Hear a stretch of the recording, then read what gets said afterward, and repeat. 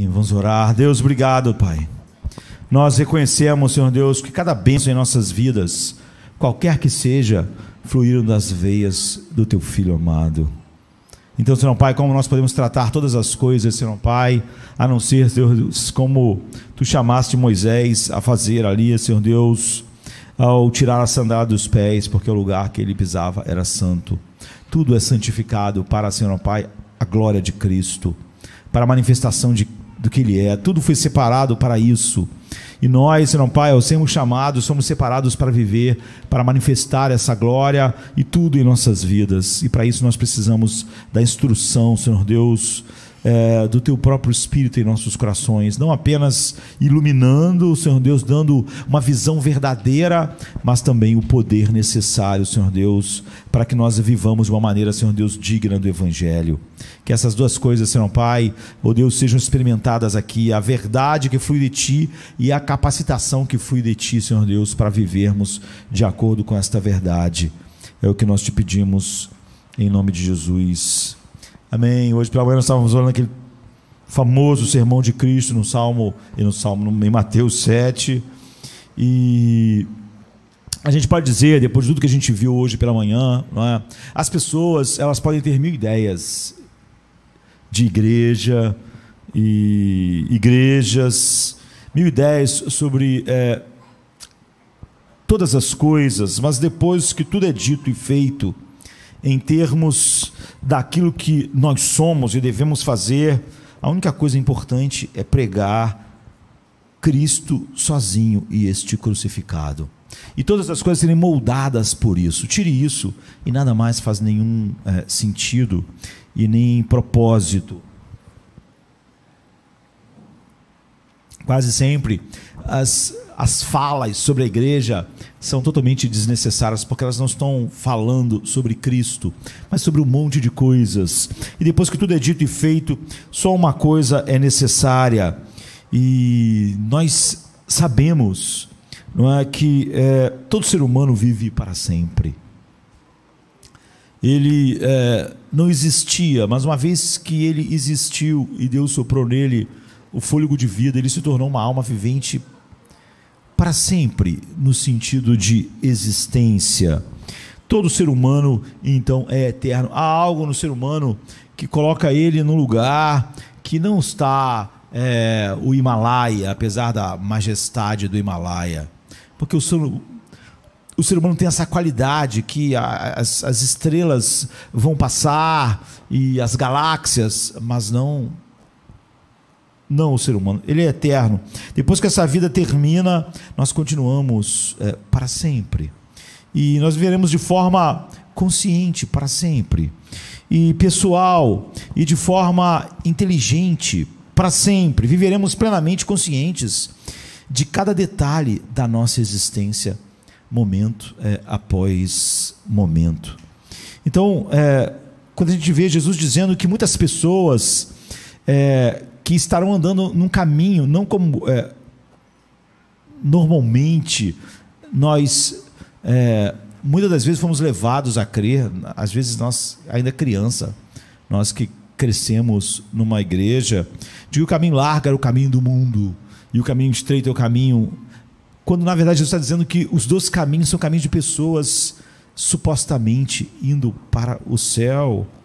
E quando nós pensamos nesse destino, nós pensamos quão fútil e tolo é a ideia de simplesmente ter um desejo de fazer as pessoas se sentirem bem, quando coisas tão grandes a respeito dela estão diante dela. Então nós vamos viver plenamente conscientes cada detalhe da nossa existência, e nós vamos experimentar essa existência eterna em um sentido que nós não experimentamos nada nesta vida, em nenhum momento. Tanto aqueles redimidos verão, hoje eles veem ainda como que por um espelho embaçado, eles não verem a plenitude do que eles verão, mas não só os homens assim, não é? A experiência do homem perdido também vai ser num sentido em que ele nunca experimentou nada em nenhum momento nesta vida. Não, vai ser o experimentar sem distração, com plena compreensão de cada momento e de cada experiência na eternidade, seja tendo Deus como uma fonte de água da vida, ou como um lago de fogo. Então a experiência de cada pessoa na vida futura será ilimitada, não é? Hoje o homem experimenta miséria, mas não miséria no limite máximo em que uma criatura viva experimenta, como o homem também experimenta Cristo, o homem que está em Cristo, mas não como a percepção máxima que um ser finito pode experimentar. Então nós teremos em nossa forma final mentes totalmente funcionais e corpo, e sentiremos e pensaremos, nos emocionaremos, no sentido de que teremos emoções boas ou ruins, em um nível que excede a tudo que nós já sentimos aqui. Nós nunca sentimos as emoções tão profundamente na vida, e nós estaremos plenamente conscientes de cada detalhe da experiência eterna do céu ou do inferno. É sobre isso que Jesus está dizendo. Ele está falando sobre a coisa mais séria para todos nós, como nós gastamos bastante tempo olhando. E a descrição bíblica do inferno torna isso óbvio. Ele é descrito como um lugar de implacável consciência acusadora, culpa não aliviada, não podendo fazer nada que o ser humano faz hoje para justificar, abafar, distrair, afastar essas coisas. Tristeza, isolamento, agonia, sofrimento, de tal maneira que Deus usa várias metáforas para falar a respeito disso, não é? Ele descreve como fogo e como escuridão. Pode parecer estranho, fogo e escuridão. Onde tem fogo não tem escuridão, é porque são metáforas, não é? Ele quer que uma metáfora mostre algo e que a outra metáfora mostre outra coisa, e como aquilo é terrível além da nossa linguagem, precisa de várias metáforas, como é o céu, não é? Como é Cristo. Você vê que Ele é o pão, Ele é a vida, Ele é a luz, Ele é tudo, Ele é a arca, não é? Porque precisa de várias dessas coisas. A mesma coisa aqui. Então Deus descreve isso como isolamento, agonia, sofrimento, punição, que é descrito como o quê? Escuridão, ranger de dentes, choro, verme que nunca morre. Assim a consciência do homem é descrita para sempre. Não é? Por outro lado, a descrição bíblica do céu é incrivelmente atraente, não é? Tudo em sua percepção máxima, mas num desfrute pleno de Cristo, que cura todas as coisas que foram companheiras nossas nesse mundo, não é? Então é óbvio que o coração regenerado, ele anseia em estar com Cristo. Esse é o anseio, não é? E todo horror é ter a presença de Deus sem alguém que intermedie com o seu sangue a nossa interação com Ele, porque sem esse intermediário, tudo que tem para nós é ira. E essas coisas descrevem isso. E Jesus disse que muitas pessoas estão preparadas mentalmente, emocionalmente, falsamente, para achar que estão indo numa direção a uma dessas coisas, e descobrirão exatamente quando tudo terminar, não como um mundo que saberá exatamente que posição está, pedirão rochas para cair, para cobri-los da ira, da face do Cordeiro, mas essas pessoas não, elas vão estar muito espantadas, porque elas tinham certeza de que estava tudo bem. Então no capítulo 7, as palavras de Jesus, elas devem ecoar em nossos corações, porque é o próprio Senhor do céu e do inferno falando sobre isso. E do verso 21 até o 27 diz assim: nem todo aquele que me diz Senhor, Senhor entrará no reino dos céus. Mas aquele que faz a vontade de meu Pai que está nos céus. Muitos me dirão naquele dia: Senhor, Senhor, não profetizamos em teu nome, e em teu nome não expulsamos demônios, em teu nome não realizamos muitos milagres? Então vou declarar a eles: eu nunca te conheci. Apartai-vos de mim, vós que praticais a iniquidade. Portanto, Jesus diz depois que ele faz isso, ele ainda chama a nossa atenção, não é, com esse portanto. Todo aquele que ouve estas minhas palavras e as pratica pode ser comparado a um homem sábio que construiu sua casa sobre a rocha. E desceu a chuva, e vieram as enchentes, e os ventos sopraram e romperam contra aquela casa, e ainda assim ela não caiu, pois foi fundada sobre a rocha. E todo aquele que ouve estas minhas palavras e não as pratica será como um homem insensato, tolo, que construiu sua casa sobre a areia. E desceu a chuva, e vieram as enchentes, e os ventos sopraram e romperam contra aquela casa, e ela caiu. E grande foi a sua ruína, o grande foi a sua queda. Então, não há palavras mais sérias para nós. Estava dizendo de manhã que é terrível pensarmos que os hindus estão perdidos, que os budistas estão perdidos, mas o assunto aqui é sobre pessoas que conheciam Deus e que estão perdidas, não é? Que tinham a convicção de que tinham alguma relação com a cruz, com o que Cristo fez. Então não há palavras mais sérias do que essas palavras ditas pelo próprio Senhor, porque ele diz: muitos me dirão naquele dia. Muitos que supostamente faziam parte da igreja, não é? O caminho largo e o caminho estreito que ele está apontando é de homens que fazem parte do que externamente parece pessoas indo para o céu e que dizem Senhor, Senhor, que estão fazendo alguma coisa que faz elas acharem que estão nessa direção. Ele aponta nessa passagem para a nossa consideração e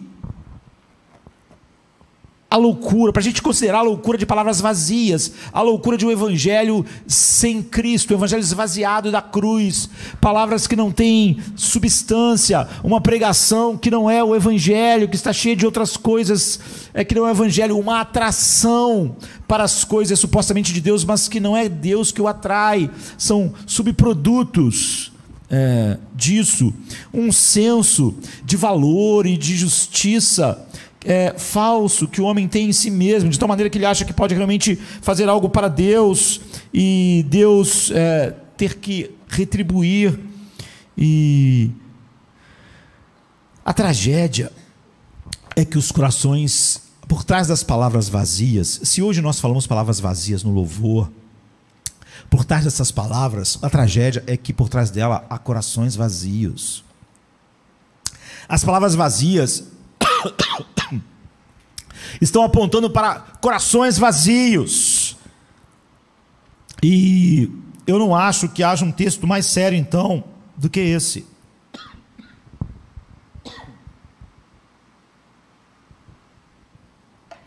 Em toda a escritura, para nós, para supostamente nós que fazemos parte da igreja, eu posso entender pessoas que rejeitam o evangelho totalmente, rejeitam o cristianismo, não querem nada com Cristo e não tem nada a ver com a Bíblia, com a palavra de Deus. Eles estão indo para o inferno, eles não estão em nenhum caminho, nem largo nem apertado, apontando para o céu. Eles não estão nesse caminho. Agora é impressionante, chocante e impressionante perceber que há muitos que vão dizer Senhor, Senhor a Jesus, ou seja, eles tinham uma confissão aberta de que pertenciam a Cristo. E nós vimos por que tantas pessoas são autoenganadas, o que leva elas a isso hoje pela manhã. Então há uma confissão aberta de algum apego a algo relacionado a Cristo, a Deus, a Bíblia. E o destino final de uma pessoa, então, não é determinado pelo que nós falamos, é determinado pelo que nós somos. Quem está em Cristo é uma nova criação, é o que diz o original. É uma criação tão nova como quando Deus criou o universo do caos e fez um mundo de belezas. não é sobre profissão, é sobre deleite em Cristo que leva à obediência. Agora, isso não quer dizer que a profissão verbal a Cristo é ruim, não é? Na verdade, ela é boa, não apenas boa, ela é necessária. Ela é fundamental. Nós devemos confessar Jesus como Senhor, como Romanos 10, 9 e 10 diz. Porque com a boca se confessa para a salvação e com o coração se crê. A confissão é boa quando ela é a expressão de um coração realmente novo. Novos amores, novos ódios, novos deleites, novas aversões. A confissão não é apenas boa, então ela é necessária.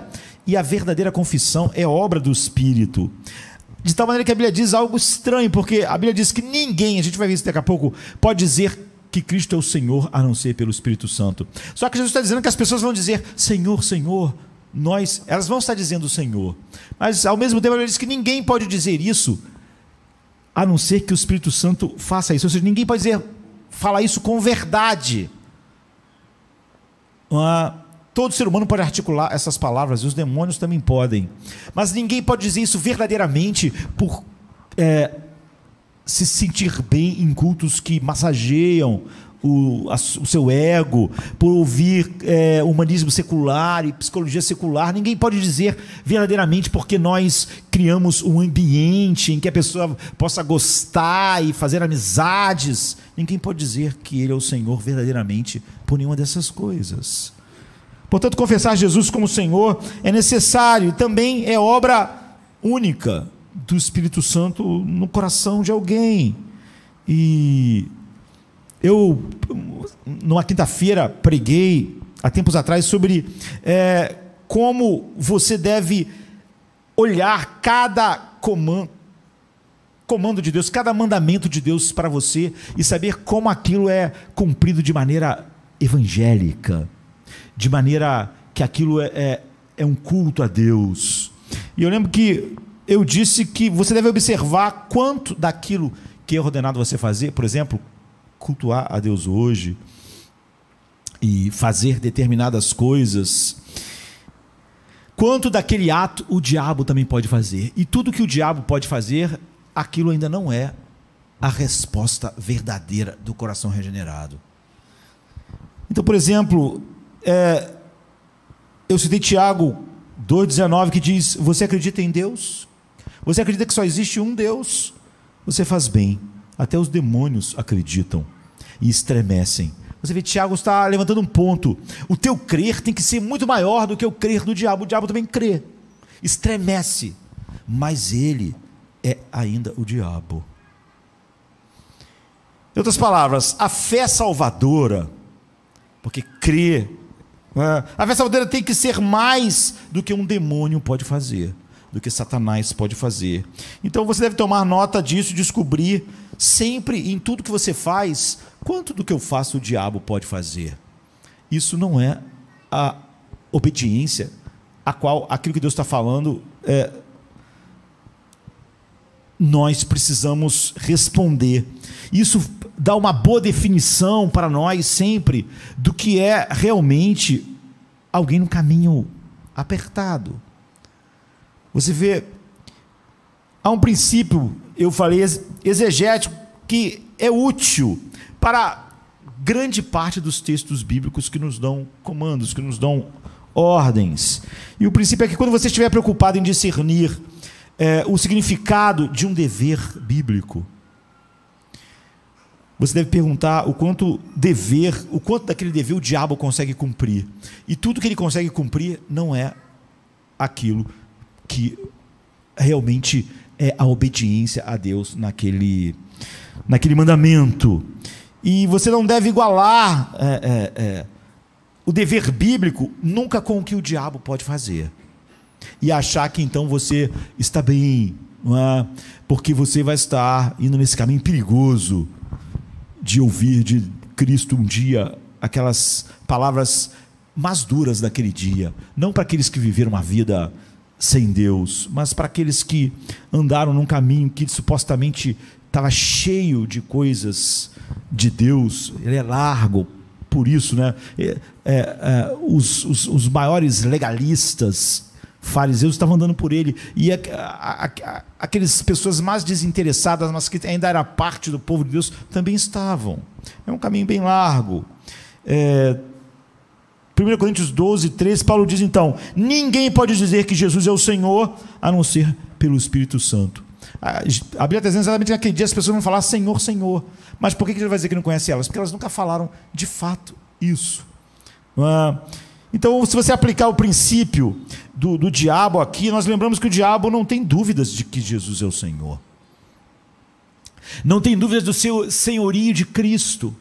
Se nós não vamos além do que ele vai, nós estamos potencialmente dentro exatamente daquele auto-engano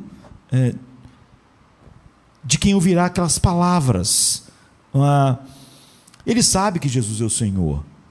Por exemplo, em Mateus 8, 29, os demônios dizem assim a Jesus: o que você tem a ver conosco, ó Filho de Deus?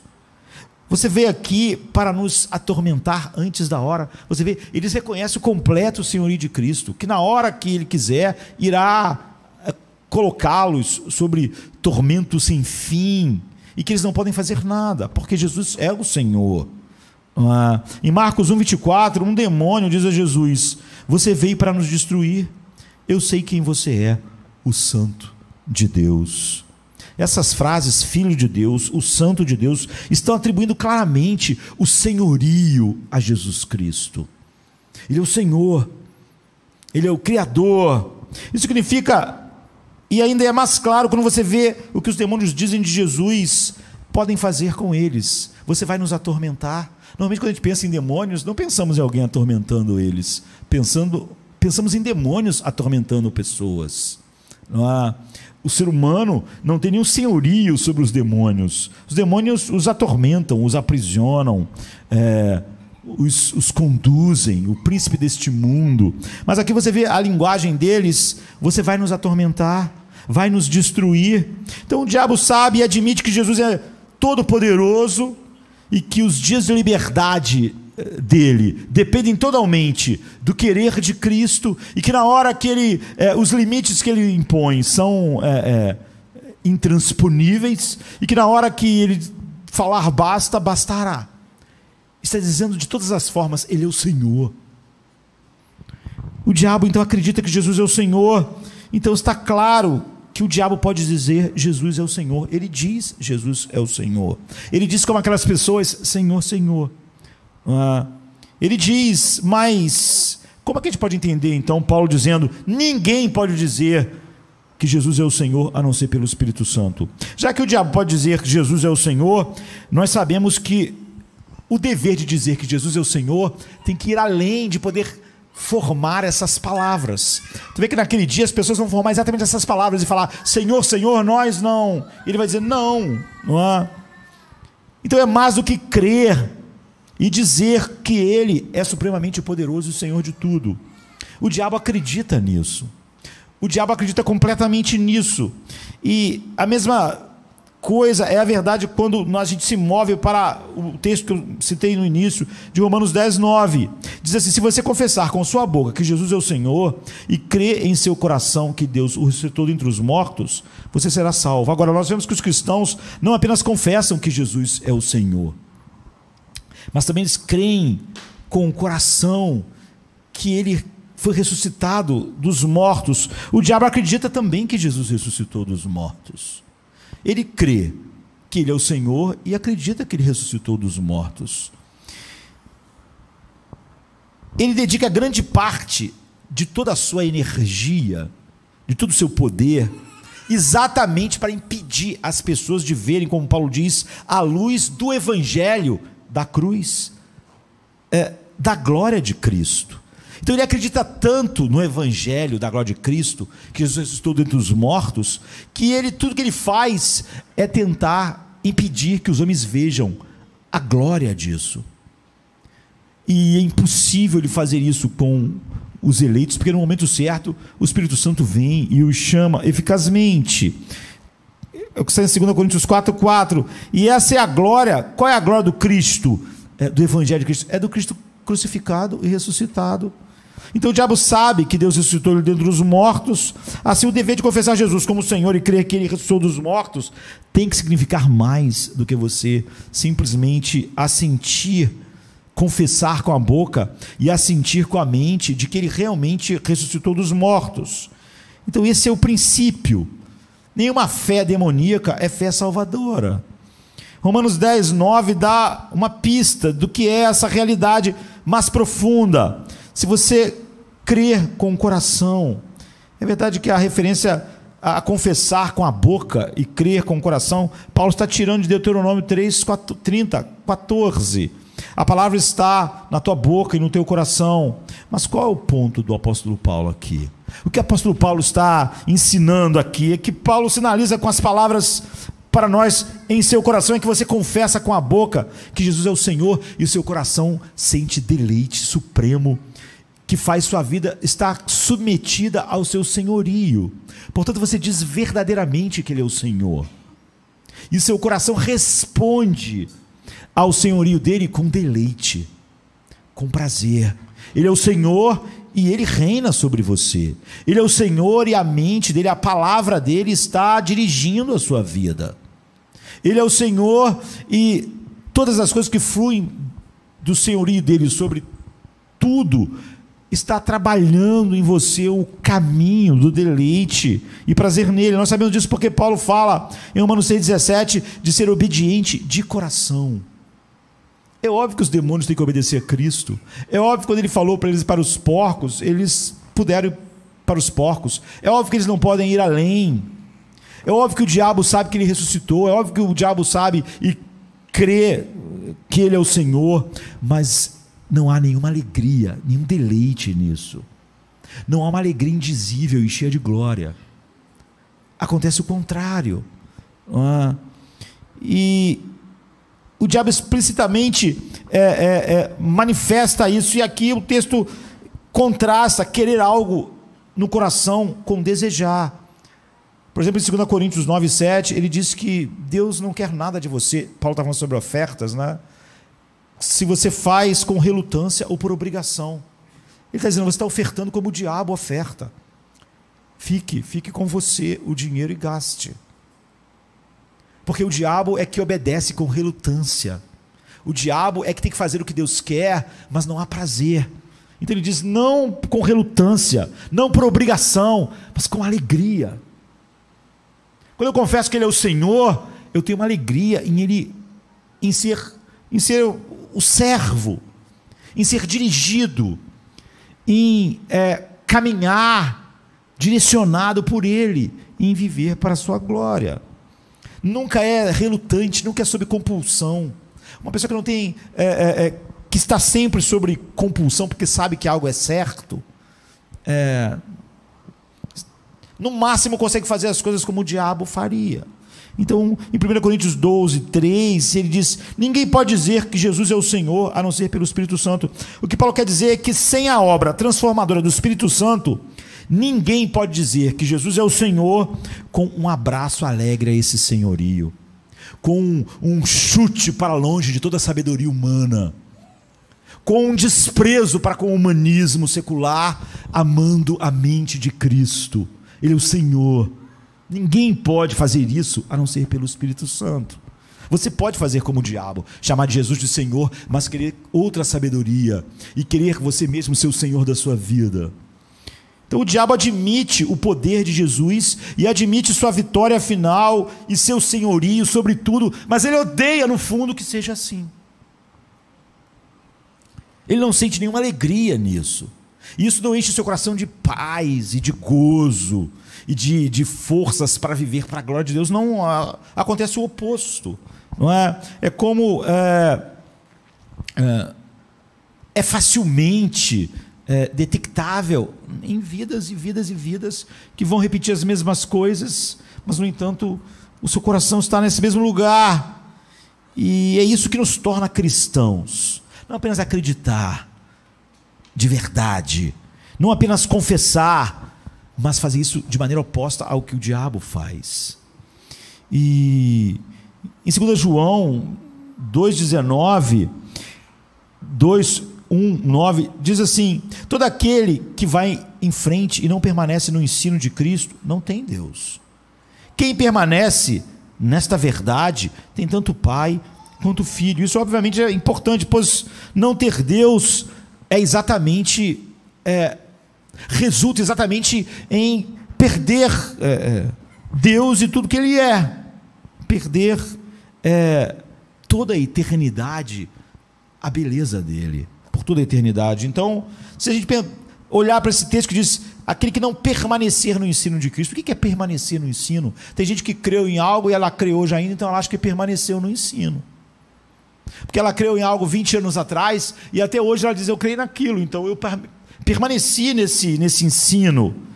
Agora, a vida eterna depende disso, e se eu não permaneço, eu não tenho Pai, nem o Filho. Então você aplica o princípio do diabo aqui, em que sentido nós permanecemos no ensino de Cristo? Bem, o diabo é extremamente competente intelectualmente, não é? E ele tem uma memória sobrenatural, não é? E ele estava lá quando as coisas aconteceram, não é? Ele estava lá quando Jesus ensinou, ele estava lá quando Jesus morreu, ele estava lá quando Jesus ressuscitou.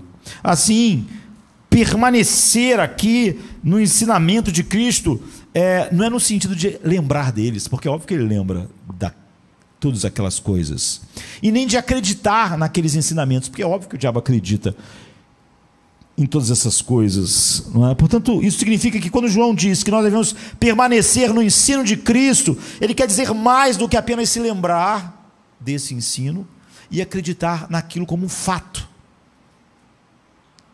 Quando o diabo se lembra do ensino de Jesus e ele acredita nele como um fato, ele odeia isso. Não é o seu prazer, não é o seu deleite, não é paz no coração, não é alegria, como muitas pessoas vão dizer, não, Jesus morreu, ressuscitou, acredito nisso, mas não há nada lá, não há nenhum efeito dessas realidades. Pelo contrário, ele continua amando as mesmas coisas, sendo guiado pela sabedoria que não é a de Cristo. Ele não ama o ensino de Cristo, ele não estima, não é um tesouro para ele, não é aquilo que ele consulta para sondar cada sentimento, cada emoção, não é. Mas na mente de Jesus e João, permanecer no ensino, ou, entre aspas, guardar a sua palavra, não é? Flui de amar a Cristo. Se alguém me ama, guardará a minha palavra, permanecerá nela. Esse é o resultado. O meu Pai o amará e viremos para ele, faremos nele morada. Quem não me ama, não guarda as minhas palavras. É totalmente impossível. Você pode crer corretamente e você pode saber que aquilo é um fato, e no entanto são os afetos que a transformação sobrenatural produziu no coração, é que Jesus está dizendo, e ele chama de permanecer no seu ensino, não é? Então a aplicação do princípio do diabo me coloca em uma busca pelo que permanecer no ensino de Cristo significa na realidade, e como a gente viu, sempre deve ser mais do que o diabo pode fazer. Então esse permanecer o que é? Apegar-se, valorizar, qualquer coisa que vá contra aquela verdade de Cristo, eu não encaixo ela, eu não junto ela com o oposto. Por exemplo, quase... o que se faz o tempo todo, o humanismo secular, e dou um jeito, não, eu amo aquilo e sei que aquilo lá é o oposto, eu separo, eu permaneço naquele ensino, eu amo aquilo é minha vida, não é só um fato, não é só uma verdade. E esse tratamento de choque que a Bíblia dá é necessário. A minha convicção, e a convicção é óbvio que flui da Bíblia, das palavras de Cristo, por exemplo, aqui em Mateus 7, é de que milhares e milhares e milhares de fiéis nominais seriam bem servidos se os pastores pregassem realmente o Evangelho somente e perguntassem: em que sentido a tua fé difere da fé de Satanás? Em que sentido o seu crer é diferente do de Satanás? Ele crê, ele estremece, ele tem certeza, ele confessa que ele é o Senhor. E que sentido você faz isso, que é muito diferente do que Satanás faz?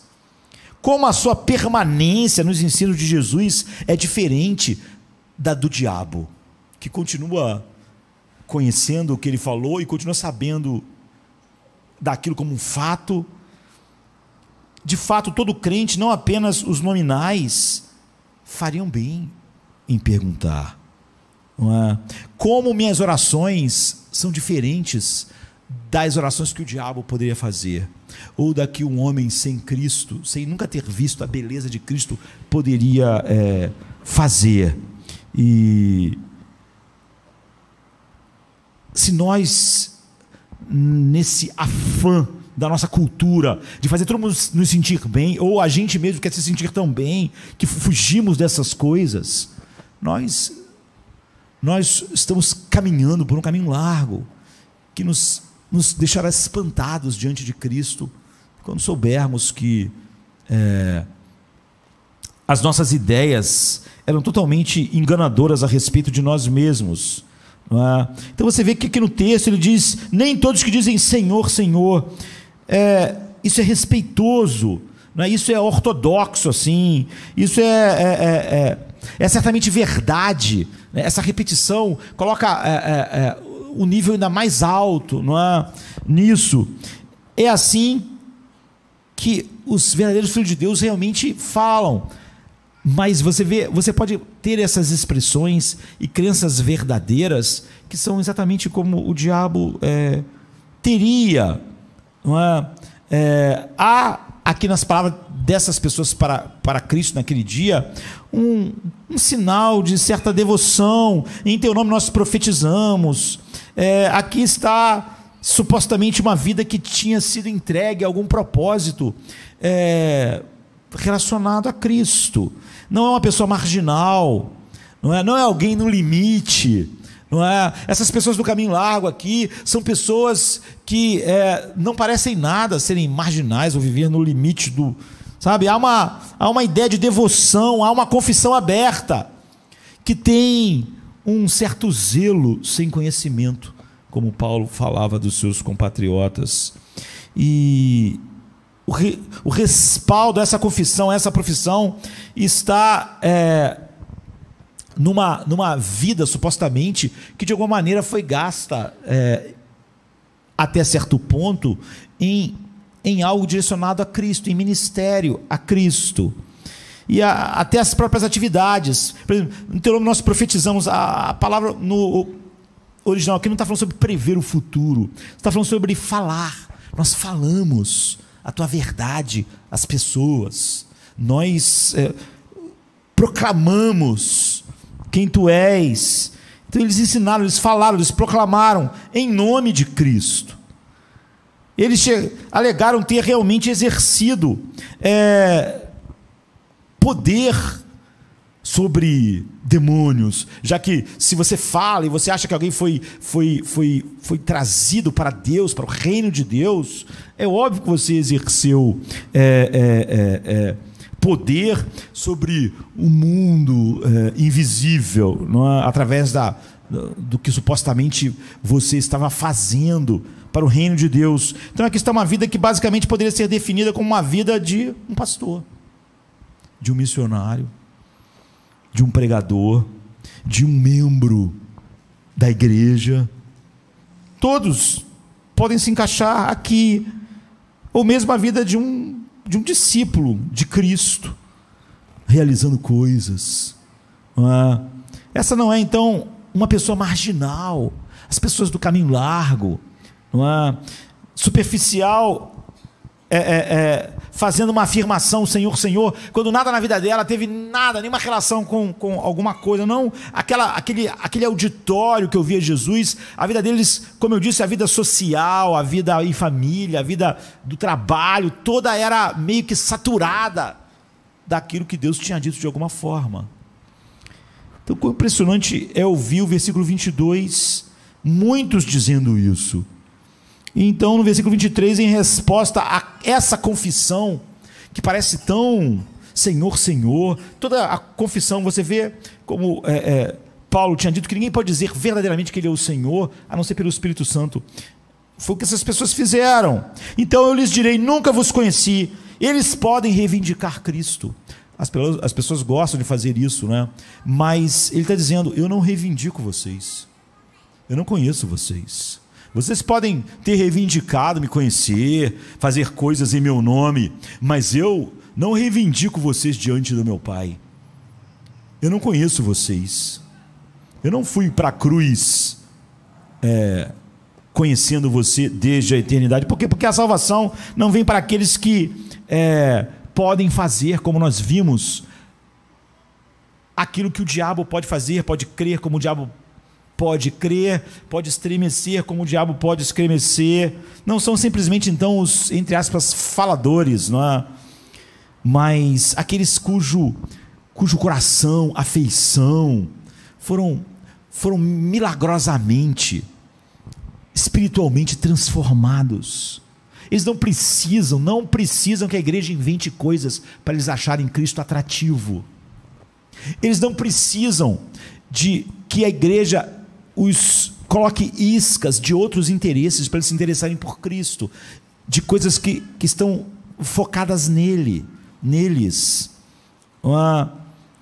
E se você olhar um pouco mais de perto, o verso 23, você vai ver que essas pessoas não são conhecidas do Senhor porque são praticantes da iniquidade. Um coração não regenerado, não importa o que ele faça, tudo que ele faz desonra a Deus, e as coisas se tornam até piores, não é? Então, literalmente no grego, vocês que sempre praticam a iniquidade, o mal, não é? Professar Cristo e professar Cristo como Senhor e viver como eu acho que eu devo viver, é óbvio, é falso.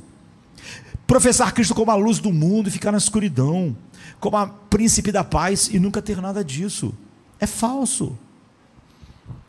A profissão tem valor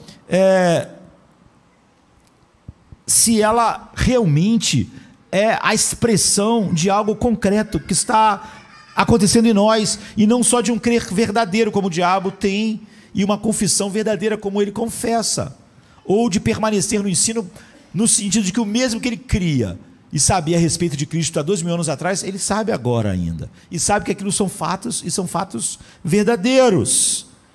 E, por exemplo, no Velho Testamento é muito claro em dizer: não tome o nome do Senhor seu Deus em vão. Essas pessoas falaram Senhor, Senhor a vida toda em vão. Eu sei, quando eu fui criança, criado pelos meus pais, eu fui ensinado a não falar o nome de Deus em vão. Não entendia muito, mas eu posso dizer nesta noite que houve mais profanação do nome de Deus nos cultos do que nas boates. Ninguém está dizendo que o Senhor é a sua luz nas boates, que Deus é seu deleite, que Deus é o seu prazer, que Deus é a sua vida. Ninguém está usando o nome de Deus em vão assim. Mesmo quando usam o nome de Deus de maneira em vão, o homem vai ser responsável por tudo que disser. Não estão dizendo no sentido de que Deus é o centro das suas vidas, mas é o que nós cantamos. Nós, hoje, o nome de Deus foi mais profanado em todos os lugares, onde as pessoas falaram que Jesus era o seu tudo, quando Ele não é nada para eles. Deus foi muito mais profanado em igrejas que falaram que o Evangelho é tudo, mas estão pregando agora humanismo secular, psicologia secular. Não estão pregando o Evangelho. Foi profanado, foi dito em vão. Uma profanação muito maior é usar o tempo todo o nome de Deus e não ter nenhum compromisso verdadeiro com Ele. As pessoas hoje, como eu disse, o nome de Deus está sendo mais profanado em igrejas do que nas boates. As pessoas não estão dizendo lá que o viver é Cristo, elas não estão dizendo isso. O viver é elas mesmas. Elas não estão usando o nome dele assim. Eu diria, como no Velho Testamento, a blasfêmia do santuário é muito mais terrível do que a blasfêmia da rua. É óbvio que aquilo que os filhos de Eli faziam era mais terrível. Tomaram o nome do Senhor em vão, alegando pertencer a Ele. Tomaram o nome do Senhor em vão, alegando falar por Ele, alegando estar fazendo o ministério só por causa dele, sem ter nada a ver comigo, com meus interesses. Enquanto o tempo todo essas coisas não são verdade. Eu estou às vezes me atracando por algo que eu chamo de ministério, supostamente era para a glória de Cristo, não tem nada a ver com Cristo. Vive uma vida de racionalizações, autoindulgente, explica os males em si com o humanismo secular. É um tipo de profanação que excede a todos os palavrões que estão sendo ditos. É uma profanação do nome de Deus que excede a tudo que as pessoas estão dizendo nas boates, em todos os lugares. É uma vida profana. Mas você vê, não parece. Esse é um caminho largo muito estranho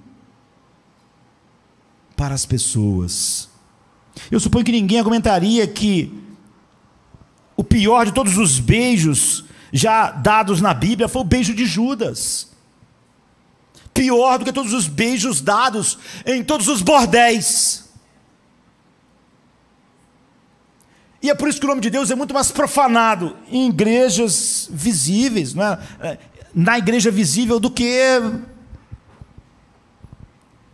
em boates. O mundo está cheio de pessoas que chamam Jesus de Senhor, que dizem isso com emoção e paixão meramente humana, Senhor, Senhor, e ainda assim nunca se submetem, têm deleite. Elas dizem que o Evangelho é tudo, mas elas não pregam o Evangelho. Elas dizem que o Evangelho e a verdade de Deus é tudo, mas eles não consultam isso dia após dia, momento após momento, quando estão tomando suas decisões. Elas dizem que o Evangelho é tudo, mas elas não estão olhando para os males da sua alma à luz do Evangelho, à luz da verdade de Deus. Elas estão explicando aquilo com o mal do mundo, com a mente do mundo. Elas estão falando o nome de Deus em vão todo o tempo.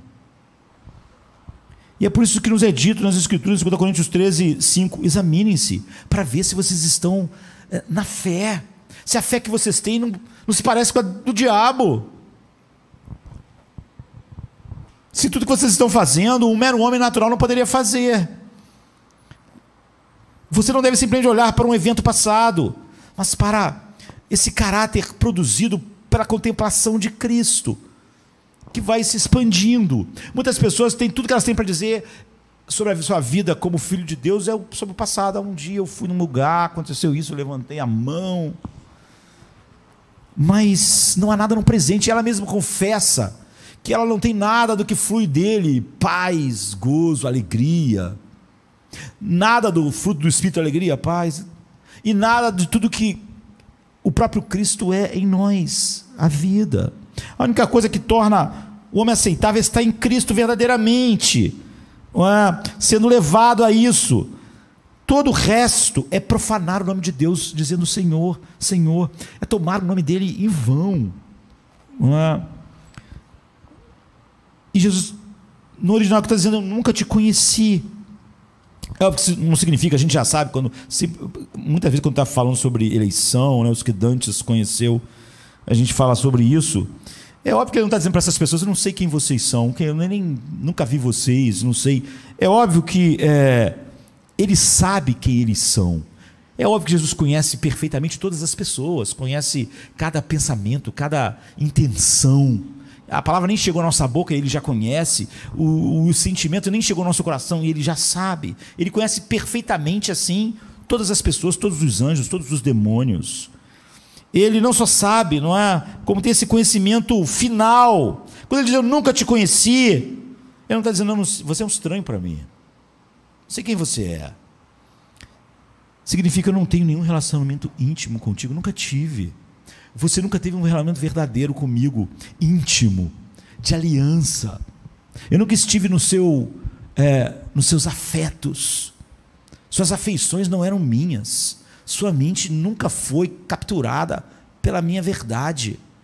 Suas declarações de senhorio nunca foram acompanhadas de de submissão. Significa, eu não tenho nenhum relacionamento íntimo pessoal com você. É isso que é o conhecer, no sentido bíblico, né? Como ficou até no livro de Gênesis, no Antigo Testamento, diz: Adão conheceu sua esposa e ela teve um filho.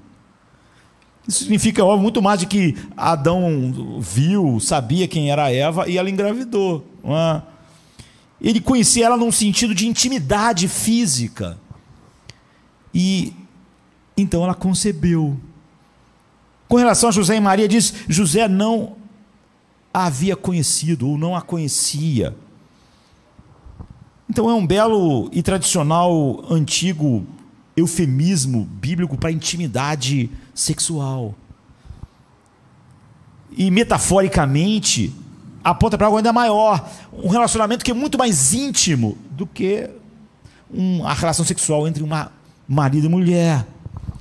Então, por exemplo, Amós 3:2, Deus diz a respeito de Israel: de todas as nações, somente conheci a ti. Só contigo eu tive um relacionamento íntimo, verdadeiro, mas nenhuma outra nação, como nação. Isso não significava que apenas Deus conhecia os judeus, né? Ele conhecia os babilônios, os egípcios, todos perfeitamente, mas nunca esteve num relacionamento verdadeiro, íntimo, de amor e deleite com eles.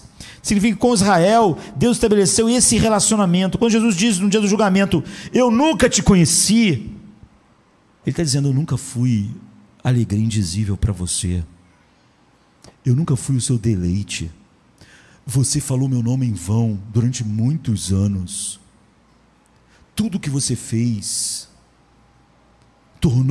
só torna tudo pior. Cada vez que você fez algo, cada vez que você falou Senhor, você profanou, você tomou o meu nome em vão. Eu nunca estive,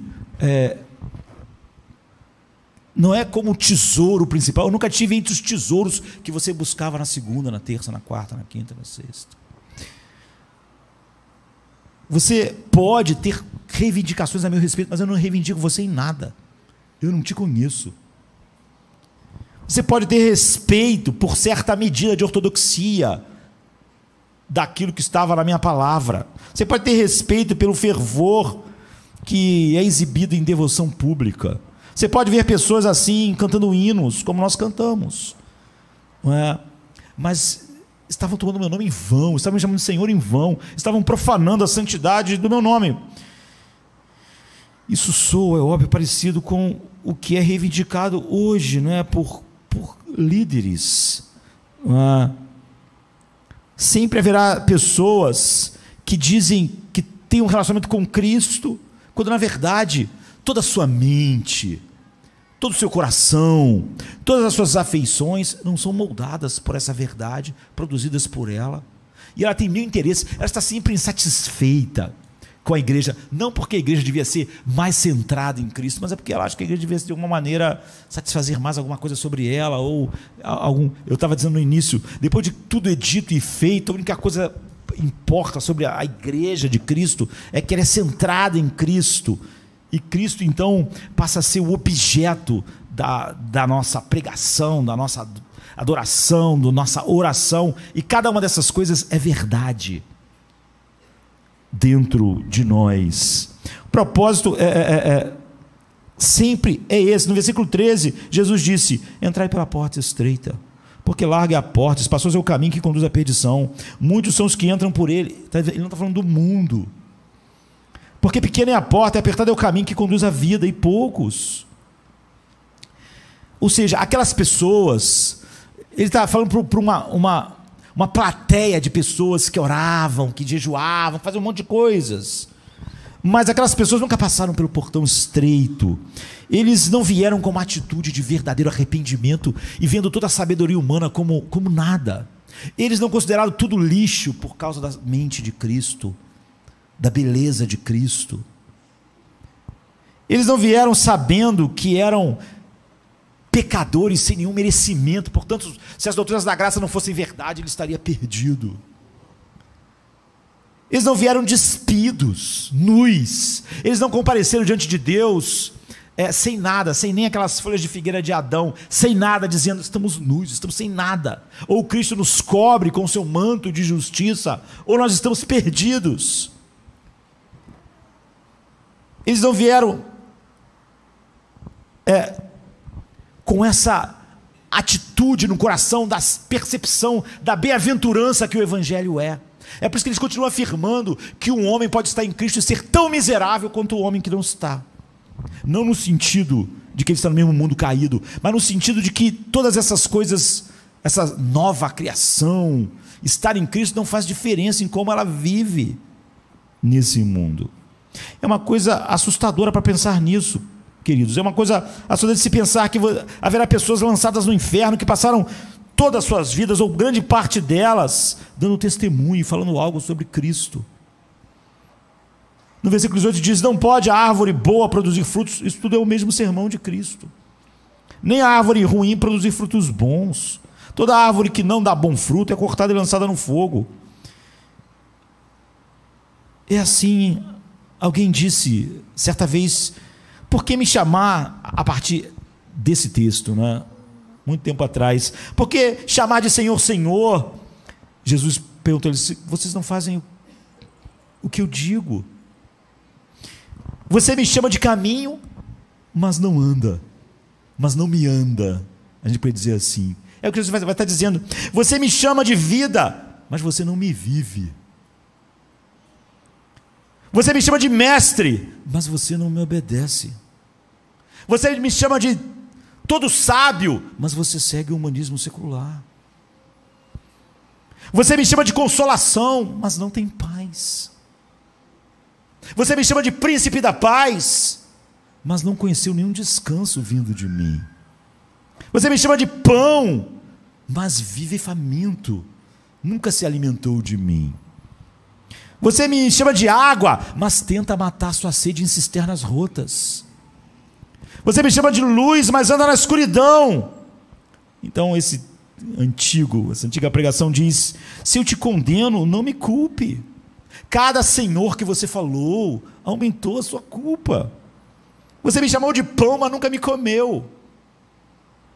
Você me chamou de verdade, mas nunca creu de fato em mim. Você me chamou de Senhor, mas não me serviu.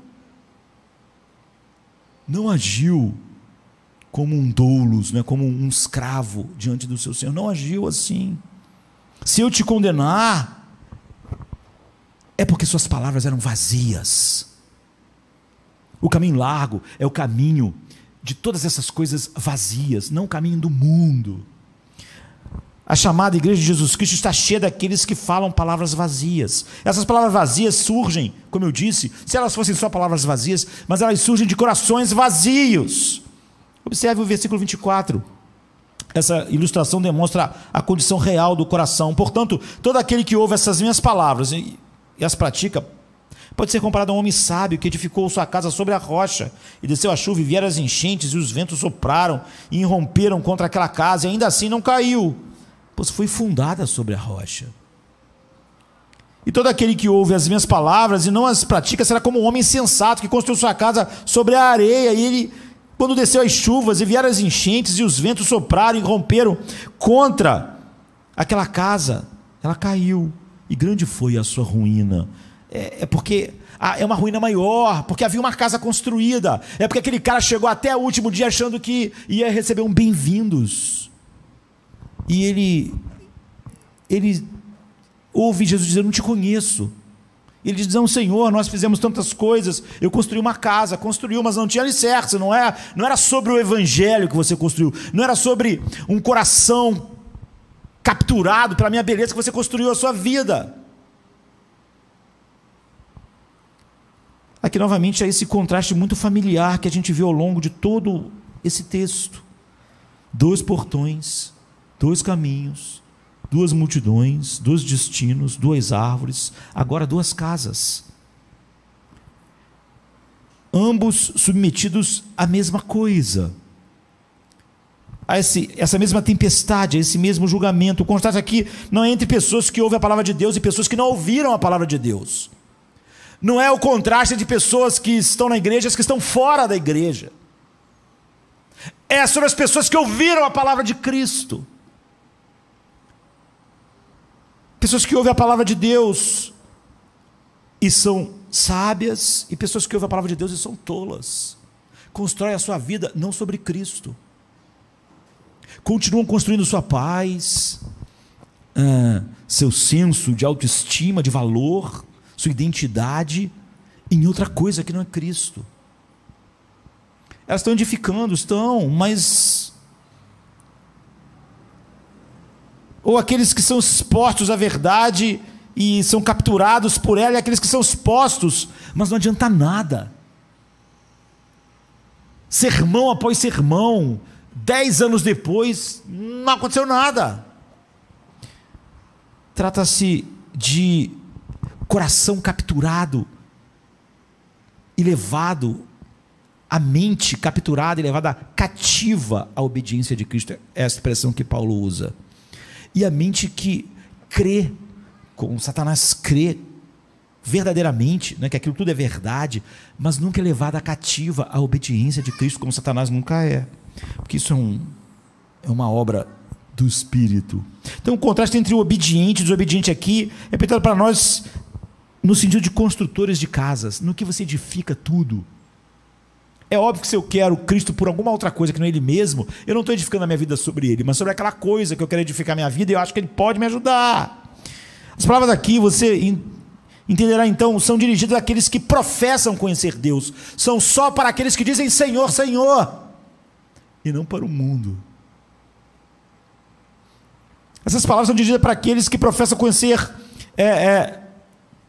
o Senhor, a multidão que diz Senhor, Senhor, aqueles que gastaram tempo ouvindo pregação. Grande parte das pregações hoje em dia não são pregações do Evangelho, não é? Mas porque essa própria condição às vezes leva uma comunidade inteira a se reunir em torno de algo que não é Evangelho. Mas fala também sobre aqueles que ouvem o Evangelho verdadeiramente sendo pregado, mas que não faz diferença, fazendo coisas no reino, supostamente em ministério, mas a Bíblia diz que todas essas pessoas se dividem em 2 grupos. E no versículo 24 diz: aqueles que ouvem as minhas palavras, e essas palavras são reais dentro de si como um tesouro, que leva a eles, constrange, como Paulo diz, o amor de Cristo nos constrange a viver para Ele. E no versículo 26, aqueles que ouvem essas minhas palavras e não constrange eles, então isso não vira parte da vida deles. Então você tem professantes, ele está falando sobre a igreja visível. Esse é um conceito de Agostinho, importante para você compreender algo. Eu vejo muitas pessoas falando na internet, às vezes na igreja, com um conceito totalmente torto a respeito da igreja visível e invisível. Não é sobre isso que nós estamos pregando hoje. Mas a igreja visível não é... A igreja visível para Jardim da Luz não é vocês que eu estou vendo. Tem pessoas que acham que quem está na internet faz parte da igreja invisível, porque eu não estou vendo ela. E quem está aqui é a igreja visível. Isso é ridículo. O ensino sobre a igreja visível e invisível não tem nada a ver com quem eu vejo e quem eu não vejo. A igreja visível não é quem está aqui agora, eu posso ver, ou quem congrega, ou quem está no meu alcance de visão nos finais de semana. Não é essa a igreja visível. A igreja visível é todos que se autoproclamam igreja de Cristo no mundo. Então a igreja supostamente cristã que está no Japão é a igreja visível, mesmo que eu nunca veja ela.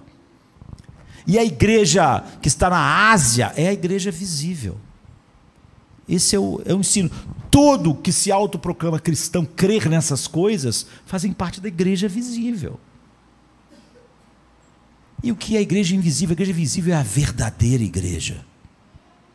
São essas pessoas desse caminho verdadeiro, do caminho estreito. Essa é a igreja invisível. A igreja invisível, eu podia estar vendo todos vocês e vocês ser todos da igreja invisível. Ou muitos ser e muitos não ser. A igreja invisível toda vai ser salva. A igreja invisível são os eleitos de Deus, aqueles que são regenerados verdadeiramente. É isso que é a igreja invisível. Não é porque eu não os vejo. Eu vejo pessoas nesta noite que fazem parte da igreja invisível. E posso estar vendo pessoas que, apesar de eu estar vendo elas fazem parte só disso, da igreja visível no mundo. Mas elas não fazem parte da verdadeira igreja que Jesus está falando aqui. Ele vai dizer para a igreja visível, simplesmente, que não faziam parte dessa igreja invisível: eu não conheço vocês. Vocês faziam reivindicações a meu respeito, mas eu não reivindico vocês. Então, invisível não é o cristão que está no outro lado do mundo, vendo pela internet. A igreja invisível é a verdadeira igreja de Cristo, aqui ou longe daqui, aqui em todo lugar. E a igreja visível é todo mundo que se autoproclama cristão em todo lugar, que se autoproclama igreja no mundo. E quando você olha para essa metáfora final aqui, nós não podemos expandir, esse assunto é enorme. Então, eu não vou fazer isso domingo que vem, mas vamos voltar outras vezes para essa parte final desse grande sermão de Cristo, tão importante nos dias de hoje, não é? Quando nós pensamos que nós estamos falando sobre vida eterna, sobre destino eterno, e quando nós pensamos que, da mesma maneira que um homem salvo vai cada vez mais conhecer Cristo e cada vez mais glorificá-lo, pense num homem no inferno, onde a Bíblia chama a sua consciência acusadora, final, sem desculpas, sem racionalizações, de um verme que nunca morre, de uma chama que nunca se apaga, de uma escuridão. Não é só que o homem no inferno nunca vai poder pagar seus pecados, é que ele vai continuar pecando indefinidamente. Você vai dizer assim: mas o homem no inferno não saberá que ele é culpado e que aquilo é justo? Saberá, como o diabo sabe, mas isso não muda nada. Quando alguém é preso com todas as provas, com uma imagem, com todas as coisas, ele é colocado numa prisão, ele continua odiando a justiça. Ele não gosta daquilo que o condena. Então o homem no inferno não vai ter nenhuma justificativa, ele vai saber que ele está recebendo o justo castigo, mas isso não fará ele mais do que continuar odiando Deus. Então o homem no inferno não é só que ele nunca vai pagar os pecados que ele cometeu, ele vai continuar pecando indefinidamente, para sempre. Ele vai continuar alargando, porque não haverá nenhum limite para todas as suas afeições contrárias a Deus, como os demônios. Como também não haverá nenhum limite para as afeições crescentes, se deleitando em Cristo eternamente. Então ambos aqui parecem iguais. Você tem uma casa, e a única diferença que se distingue aqui é na construção dessas duas casas. Em ambos os casos tem uma casa. Jesus não está falando sobre o mundo e a igreja. Em ambos os casos você tem uma casa. A única diferença mais clara é naquilo que você não vê, não é o telhado, não são as paredes laterais, não são as janelas, é que você construiu sobre a rocha ou a areia de qualquer coisa que não é Cristo somente. A diferença você vê quando você olha para as duas casas, não é muito o que você pode ver, é no que a vida interior está realmente fundamentada. Ou seja, estamos falando com pessoas que pertencem à igreja visível. Jesus só está falando aqui dessas pessoas que se expõem de alguma forma à palavra, que chamam ele de Senhor.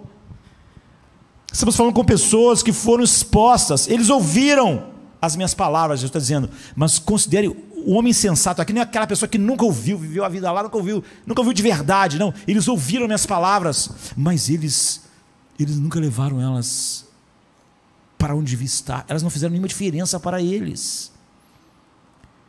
Eles fazem parte então do mesmo público, não é? Eles estão nos mesmos lugares, eles ouviram coisas parecidas, mas tudo que eles têm como resposta a tudo que eles vivem supostamente no reino de Deus, não depende de um milagre do Espírito Santo que criou neles uma nova vida, não, é só coisas que o homem natural e o diabo podem fazer também. E é por isso que as pessoas não conseguem entender quando as pessoas começam a falar sobre uma salvação que não salva as pessoas, não leva elas a nenhum deleite, a nenhuma alegria em Cristo. Como eu disse hoje, as pessoas só querem que as pessoas se sintam bem.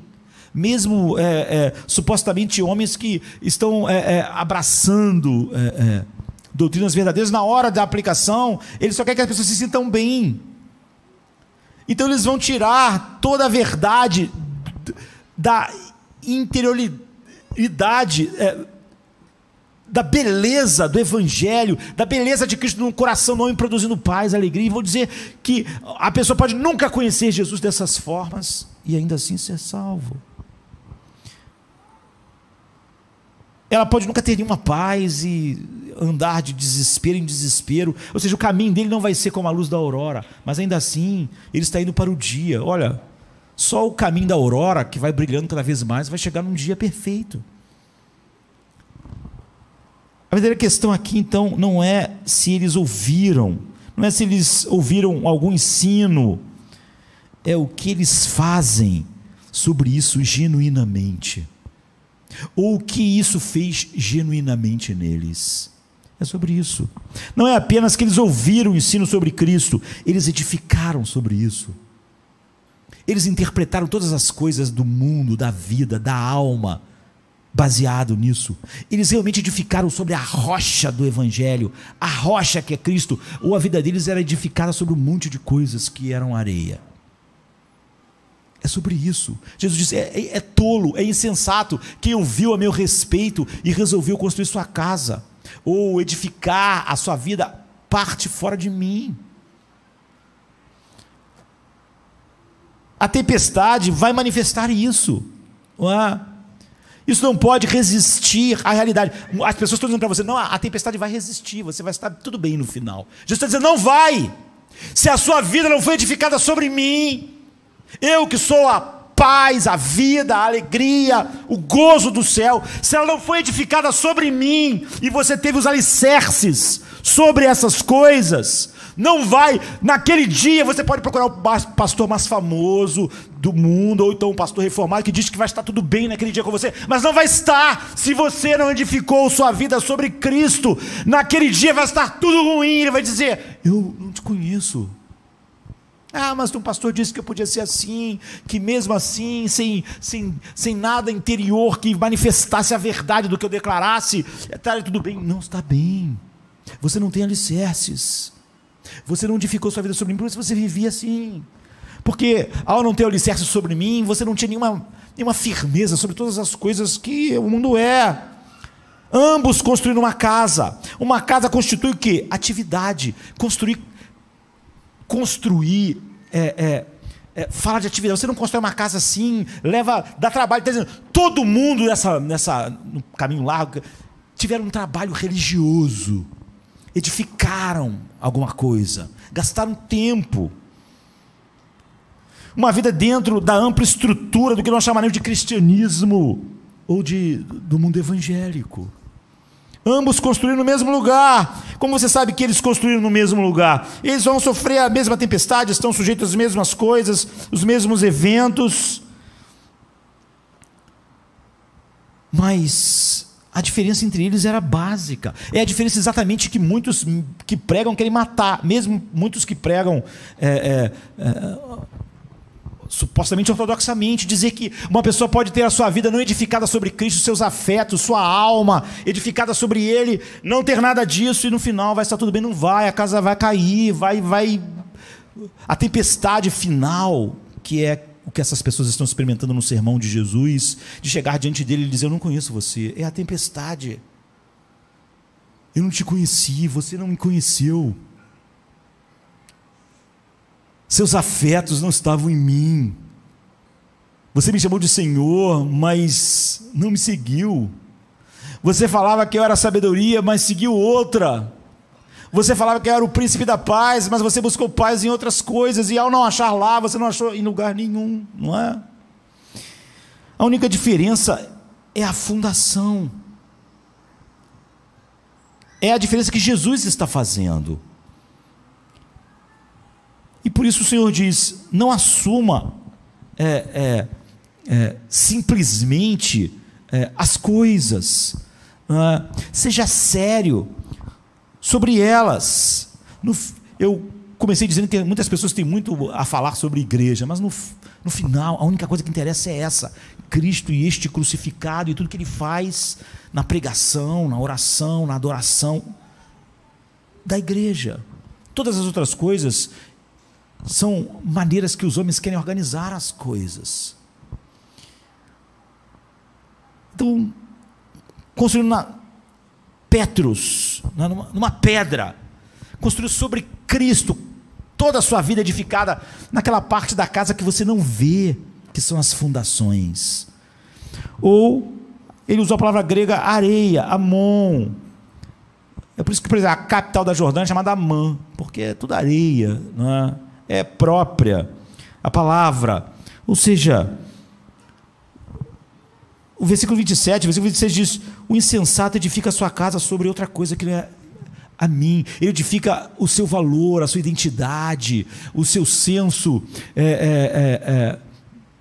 de autoestima. Ele edifica a sua paz, o seu descanso em alguma outra coisa que não era eu somente, porque ele ouviu pessoas pregando essas areias no meu lugar, porque não era a rocha, e a rocha somente sendo pregada para eles edificarem suas vidas. E eles realmente ouviram pessoas dizendo que se suas vidas não tivessem fincadas em Cristo, e suas afeições, e sua alma, que eles iam estar tudo bem no final, mas no final vem a grande tempestade, e você descobre o oposto do que muitas pessoas estão dizendo. Ele diz que um homem sábio edificou sua casa sobre a rocha, e desceu a chuva, e vieram as enchentes, e sopraram o vento, e romperam contra aquela casa, mas não caiu. Elas não estão entre os que falaram Senhor, Senhor. E ele disse: eu não conheço você, eu nunca tive nos seus afetos, o meu espírito nunca produziu em você afetos verdadeiros para comigo. A casa está de pé. E aqui novamente há uma poderosa repreensão a qualquer coisa que nós chamarmos de evangelho, que não seja puramente o evangelho de Cristo. A qualquer tipo de motivação que você queira dar às pessoas, que não seja Cristo e este crucificado, quer seja jovem, velho, solteiro, casado. Então o que significa construir na areia, sem fundação? É aquele que a sua vida inteira não está de tal maneira capturada por Cristo, que ele achou que era seguro construir sobre outras coisas, e ele depende disso diariamente para a sua força, para a sua paz, de todas essas coisas que são areias. É por isso que o mundo não tem paz. A areia é instável. Se você está lidando, o coração do ímpio é como a ondas, o mar é agitado, nunca para, como a areia, não dá sustentabilidade. É isso que Jesus está dizendo. Esse sermão todo é sobre a igreja visível e sobre a verdadeira igreja invisível nela. Quem constrói na areia, ora, jejua, dá seu dinheiro, trabalha dentro da estrutura da vida cristã e faz isso aumentando às vezes sua reputação de um servo de Deus, faz isso para se sentir bem consigo mesmo, faz isso como quem paga imposto, faz isso, mas está louco para ouvir pessoas dizendo: olha, estará tudo bem no final, se o teu coração não foi completamente capturado por Cristo, se ele não foi a tua alegria, a tua paz, vai estar tudo bem.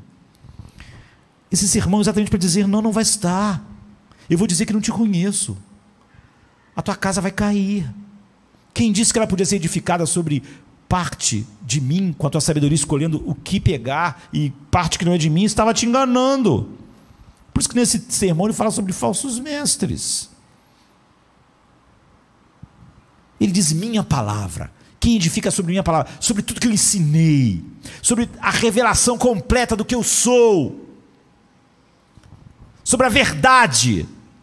Se você construir sobre qualquer outra coisa, é areia. sobre a opinião de qualquer homem, ou sobre suas próprias opiniões, sobre os sentimentos de qualquer homem, ou sobre os seus próprios sentimentos. Era areia. Todo aquele que ouve estas minhas palavras, a palavra de Cristo, a palavra de Deus, a palavra que, através da qual o Espírito Santo nos regenerou, nos fez uma nova criatura, através da qual Ele produziu em nós, através do ouvir a verdade, a verdadeira fé, que não é a fé que o diabo pode ter. Há um fundamento, o único que resistirá à tempestade. Hoje, as pessoas querem que as pessoas se sintam bem, estão dizendo para elas: olha, não importa se você tem esse fundamento, vai resistir à tempestade no fim. Não vai.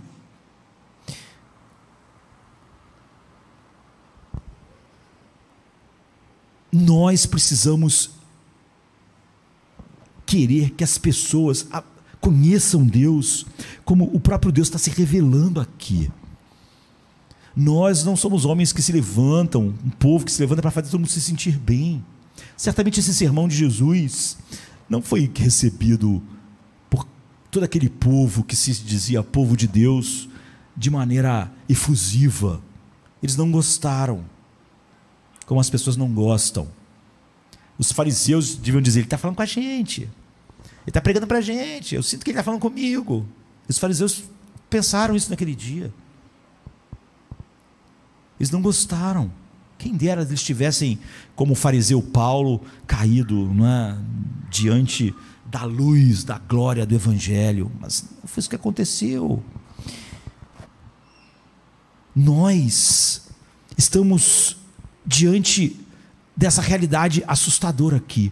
Toda a igreja visível, nela, grande parte dela é um caminho largo. E só uma parte dela é a igreja invisível, é um caminho estreito da verdade de Deus, tão estreito que só a obra soberana do Espírito Santo pode fazer um coração se deleitar, amar e edificar sobre a rocha que é Jesus e mais nada. Sua alma, suas afeições, sua identidade, seus afetos, tudo. E Jesus disse: só essas pessoas eu conheço. Elas podem me reivindicar, mas naquele dia eu não reivindicarei elas. Em vez de reivindicar, elas vão dizer: eu te conheço. E eu vou dizer: eu não te conheço. Portanto, nenhum sermão pode ser mais importante que esse. Ele, você vê, não está contaminado pela nossa cultura. Ele não está contaminado com a ideia humana, de maneira geral, que quer sempre que todos gostem de nós. E hoje, qual é a blasfêmia? É você não afirmar, tem que afirmar as pessoas no que elas são, tem que dizer que elas são maravilhosas. Nós temos que afirmar, a igreja está afirmando pessoas, está dizendo para elas: se você não edificou a casa na rocha, se você não tem, vai estar tudo bem. Jesus está dizendo: não vai estar tudo bem. Então você vê a preciosidade do Evangelho, você vê que só o Evangelho pode fazer, você vê sobre o que a igreja é, você vê como nada no mundo pode realmente substituir a verdadeira igreja e a pregação do Evangelho, porque isso se torna a coisa pior de todas. O caminho largo está dentro daqueles que têm uma percepção interna falsa de que estão bem com Cristo. Esse é o caminho largo. Mas não há uma concretude, porque muitas pessoas falaram que tudo estava bem, quando não estava bem. Deus tome cada um de nós a realmente sermos levados cativo à sabedoria de Deus, não somente admirá-la e debatê-la com as pessoas. E cada vez que formos para a palavra de Deus, queremos realmente que nossas vidas estejam sendo edificadas na rocha, e que a única coisa que a igreja tem é essa rocha, Cristo.